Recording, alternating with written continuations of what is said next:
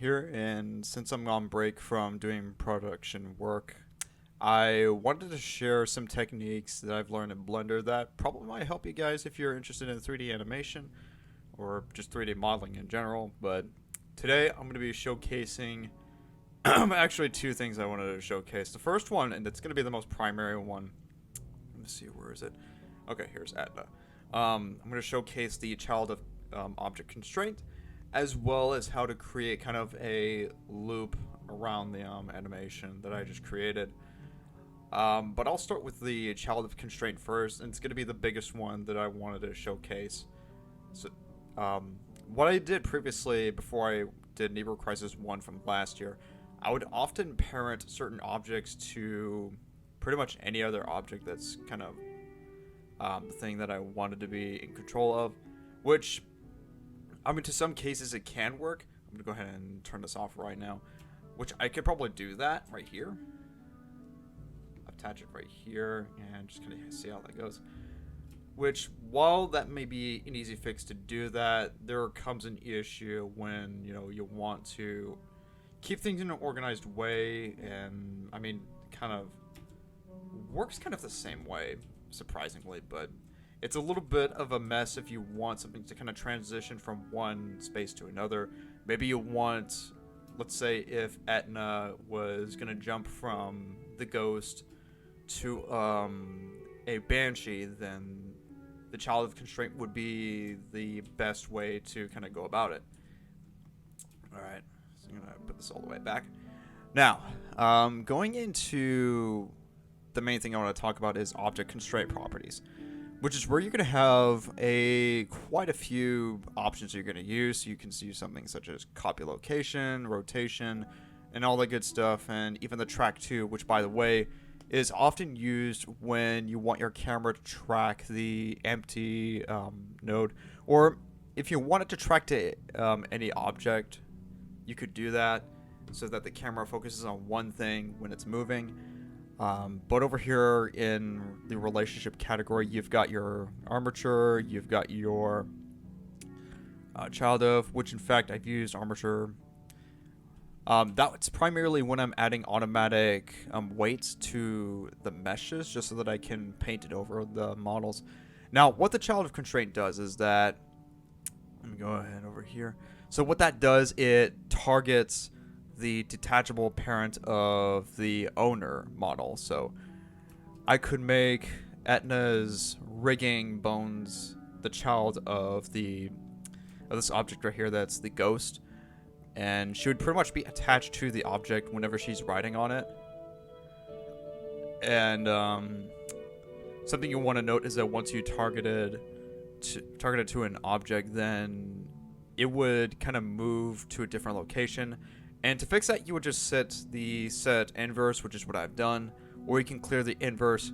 Now, influence, that's going to be the main thing that you're going to be keeping an eye out once you're working with the object that's a Child of Constraint. So if it's set to 0, then Etna is pretty much just not going to be going with the ghost. She's pretty much going to be staying there, crouching down. Okay. Now, if I set this to about 0.5, for instance, then she controls just fine, but she'll be floating out whenever she's barely following the ghost. You might even notice that she's pretty much... Oh, okay, so she's gonna have like this rigid turn whenever, or the sharp turn whenever she's kind of rotating around.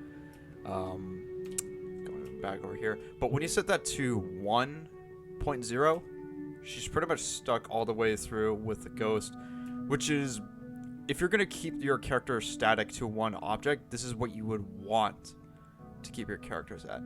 Now, having it, I haven't really tried that else yet, and even when I did, it would often come off as a little bit weird when I'm trying to attach a character to two objects and I'm using the influence.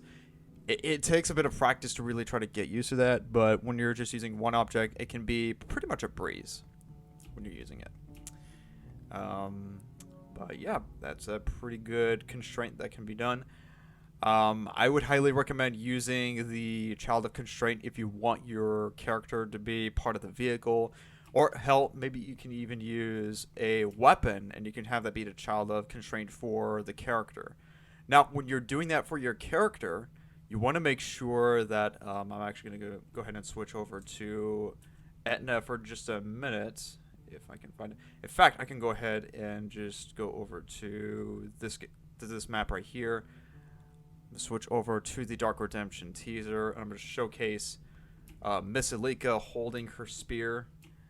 So that could also apply to objects being attached to armature or bones.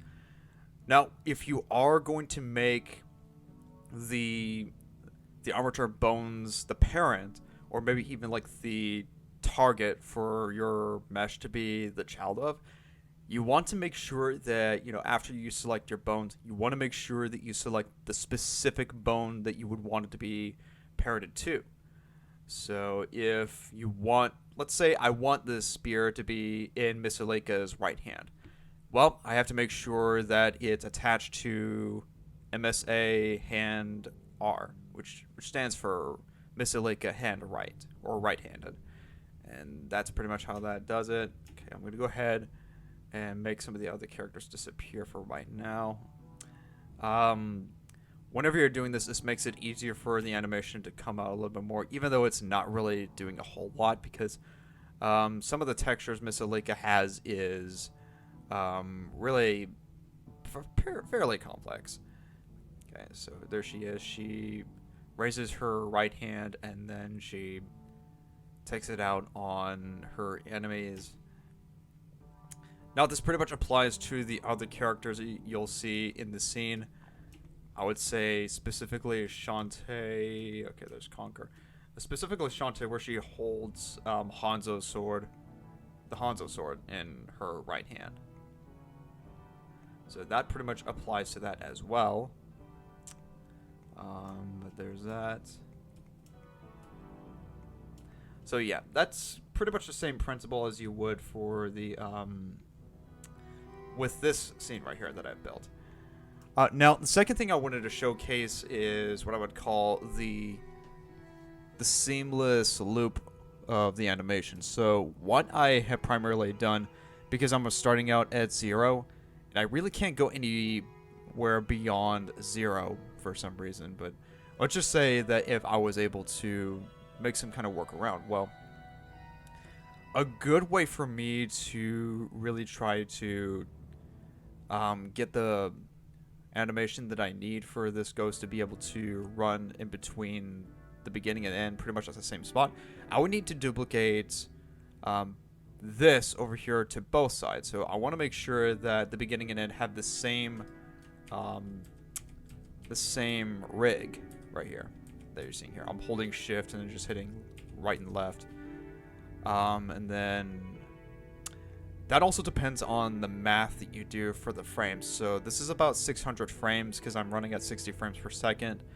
Yeah, I know I really love to do smoother animation in some cases. Not every film I'm going to do is in 60 frames, but some of them will. But anyways, if I'm going to be having each turn be about 150 frames, that would essentially mean I would make it to about 300 on the opposite side to where I started out, and then I can also hit up and down to go in between the rigs.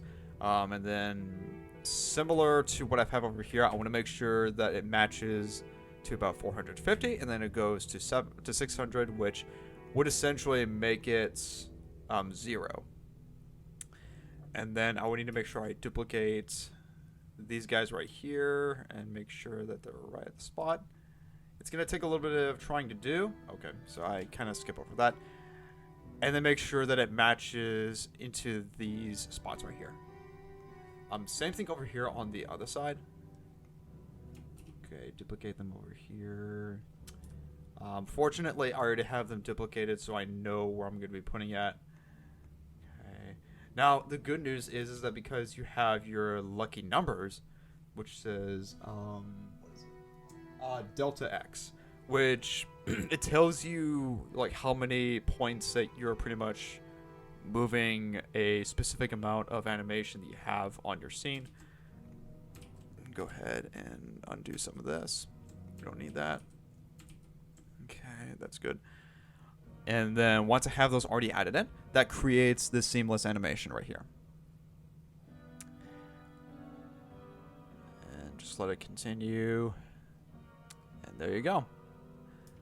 Very nice, perfect transition between the two ends. You can also do something like this where I could just keep the camera in place just all the way through, or I could make another camera and then make it a Child of Constraint to the ghost, or I think, was it? Yeah, that's supposed to be. I do want to make sure if, yeah, that's the Child of Constraint to the ghost. I just want to make sure of that. And then I can just go over here to what's called the, what's that called? Okay, I'm going to pause it right here. Scene properties. So it won't even show you the name of them when you're playing.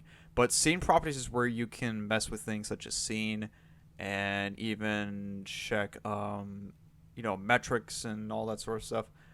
There it is. It's still keeping the same focus on the ghost and Etna. They're pretty much static, but the scene itself is moving. So that's probably one of the cool things you can do is just kind of keep things focused on a specific character or an object while the scene is just moving. Okay. So if that's something that y'all are interested in when you're going to 3D animation, especially if you're doing this for the first time, I would definitely take Child of Constraint as one of the biggest things you want to use for your character's weapons. Maybe they're holding a cup of coffee. Maybe they want to hold a basketball bat, or basketball, not basketball, what the hell am I saying, but, or even a baseball bat. But either way, though, it's a really good constraint to use. There's some others that you can use as well, but this is the one that I've been using more often nowadays, and that's really helped me a hell of a ton. I think I actually use this sparingly in Velvet Retaliation, but I haven't really used it nearly as well as I do now that I'm using it more. But yeah, so let me know what you guys think about this. Let me know if this has helped you. You know, was it hard? Was it easy? I've got some animation renders that I just want to show you on how that works, and one of them came from one of my upcoming films that I've already completed. So have fun taking a look at those. This is Garrett Titan. Thanks for watching. Over and out.